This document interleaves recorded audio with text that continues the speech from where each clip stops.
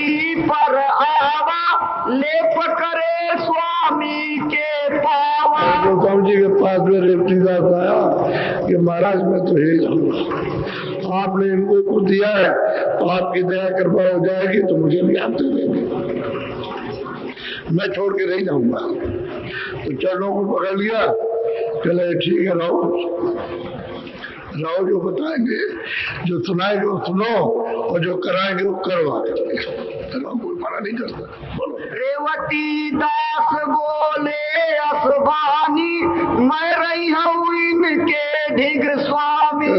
स्वामी मैं इनके पास रहूंगा, इन्हीं के पास में, मैं कहीं जाऊंगा नहीं और जो कुछ होगा आपकी सेवा करूंगा, रहूंगा इनके पास। इनको आप कृपा करेंगे देंगे कुछ तो हमारे ऊपर भी कृपा हो जाएगी। हमको पूरा विश्वास है, इन्होंने सब कुछ छोड़ा है तो मुझे कुछ नहीं चाहिए, मैं इनके साथ और वो साथ रहे। कुटी सामने कुटी बनाई, दोनों रहे कुटी के माई। सामने कुटी, उसी के सामने कुटी बनाई और दोनों के दोनों अस्थायी रूप से रहने लगे वही पास। अब वो स्थान कभी ले जाएंगे, दोनों का देख भी नहीं जाएगा, क्योंकि उनको ऐसा मिला कि हमको तो कुछ नहीं मिला, हमारे मात बनने से क्या हुआ, कुछ नहीं मिला। अब वो तो खैर उन्होंने उसको बनाया फिर उसको बनाया, अब उनके पास तो कोई चेला नहीं आया। नहीं तो ये कहते हैं फूलदास गुरु तो हमारे वहां रह गए, चलो हम भी चले, एक भी कोई भी नहीं गया उनके पास में, और जिसको सीली टोपी पहना थी वही गुरु गए। अब ये था असल में, अब कितना बड़ा धोखा था, उन्हें तो मालिक से मिलने का रास्ता बताया था कबीरदास जी ने, और यहाँ सेली टोपी में अटक गए कि जो सेली टोपी पहन ले बस वही बात हो गया, बाकी कोई नहीं। गुरु कुछ नहीं है, सेली टोपी गुरु है, जो इसको पहनेगा वही बात। अगर उतार के तीसरों को दे दे कोई बात हो जाएगा, उसे कोई नहीं पूछेगा। ये चलन हो गया था। बोलो। रेवती दास दीन दिल आनी, स्वामी से पूछाऊं एक बानी। अब बहुत प्रेम के साथ में नम्रता से पूछा गोस्वामी जी से कि स्वामी गुरु और चेला का क्या संबंध है, चेला गुरु किसको कहते हैं?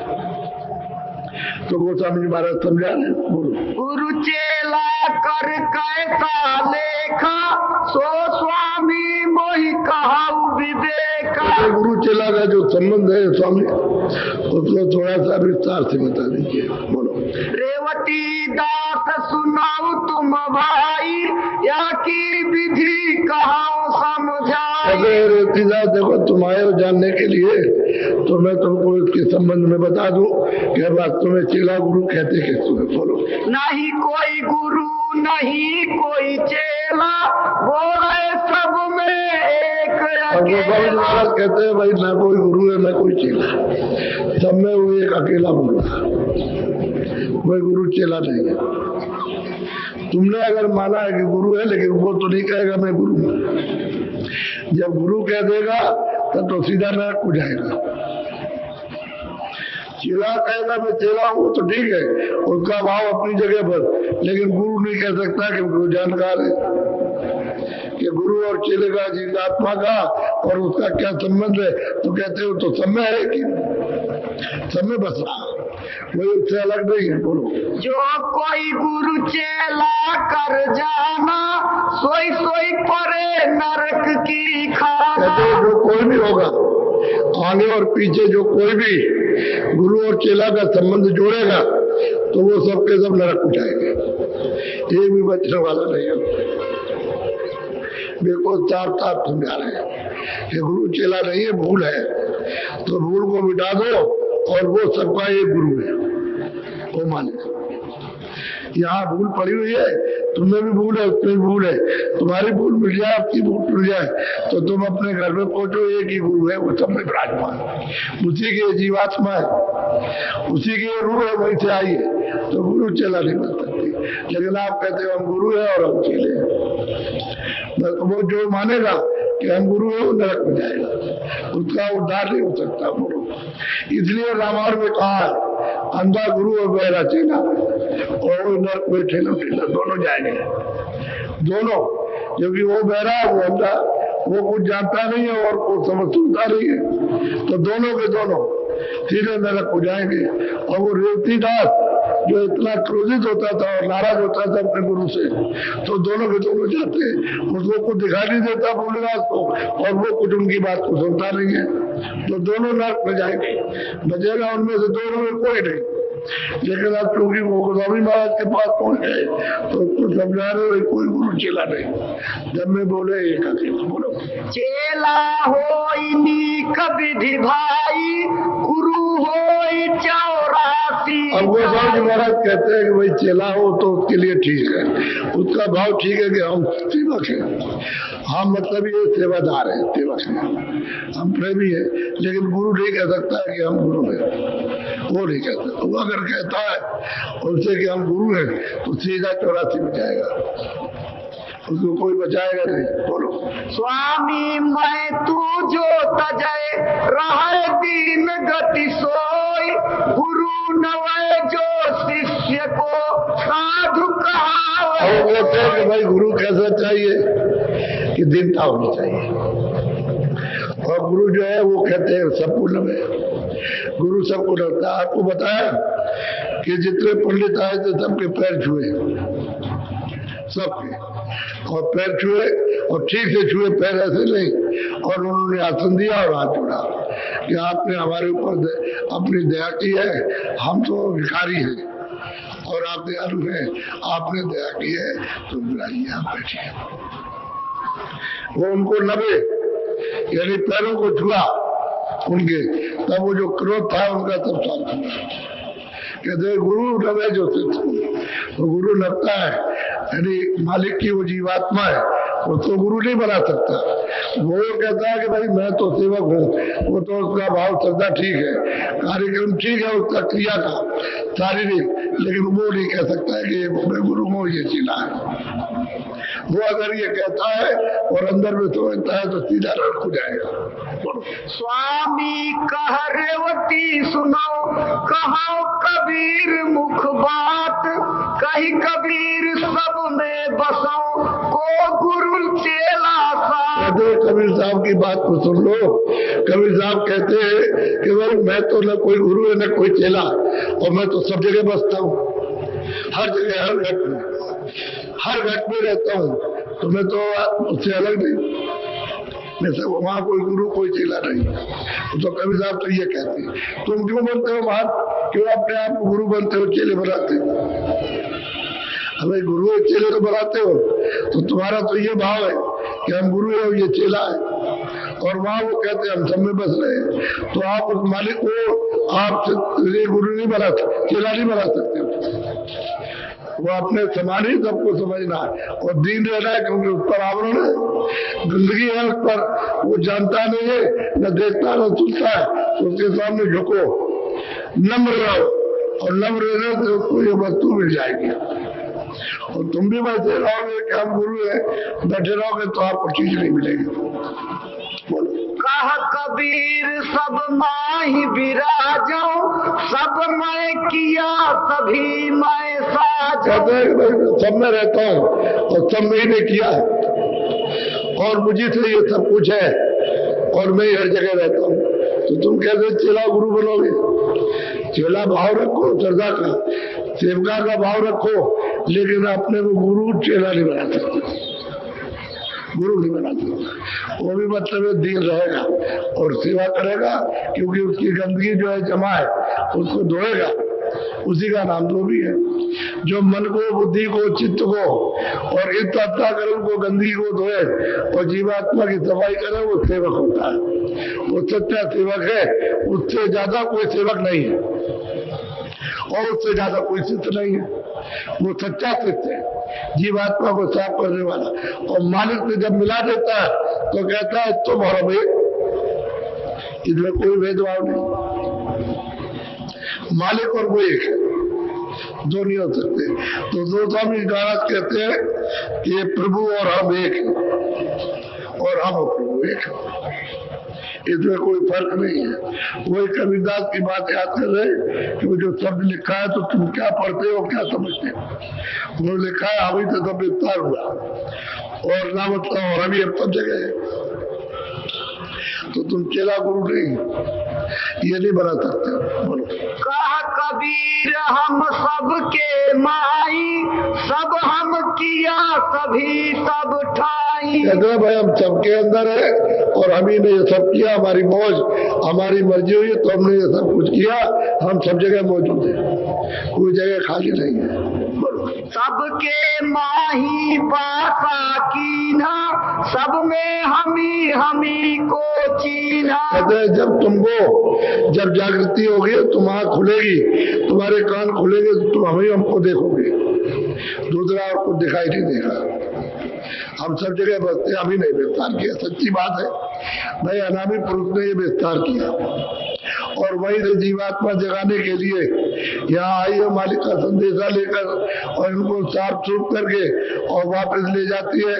तो जब वहां पहुंचाएगी तो वही तो विस्तार करने वाला और ले जाने वाला, वही उसी ने भेजा और उसी को ले जाएगा। अब यह है कि आप फंस गए हो तो अपना निवारण करा लो, गंदगी को साफ करा दो। भूल चूक हो गई है तो अपनी भूल को मिटा लो। इसलिए महात्मा आते हैं तो तुमको तो अपना काम कराना चाहिए, हमारी गंदगी साफ की जाए। ये तर्कबाजी और ये तमाम संदेह शंका इसमें मत करो, अपनी गंदगी को दूर कराओ, असला काम यह है। घट घट माही कबीर समाना, काको चेला कराए हैवान। कहता है कि भाई वो उसको चेला बनाएगा तो हैवान है गुरु, जानवर है। उसके बाद जानवर जितनी भी बुद्धि नहीं है, ऐसा हैवान शब्द वर्णन किया कि वो हेरा हम घर में विराजते हैं और वो अगर चेला बनाता है तो हैवान है, चेला नहीं।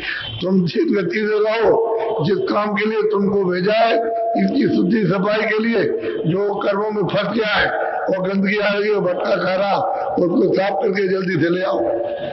इस काम के लिए तो दीनता के साथ रहेगा और सफाई करेगा। बोलो। हाय कबीर सब काया माई, ताको तुम चेला ठहराई। कहते भाई कबीर तो काया में मनुष्य शरीर में है, वो जीवात्मा सूरत रूप है और तुम उसको चेला बनाते हो, तुम पढ़ोगे जाके नरक में। वहाँ विधान ये बना हुआ है मृत्यु लोक का, उसके अधीन काम करोगे तब तो तुम्हारा छुटकारा होता जाएगा और खिलाफ अगर करोगे, बगावत करोगे तो तुमको नरक में और चारों खानों में डाला जाएगा।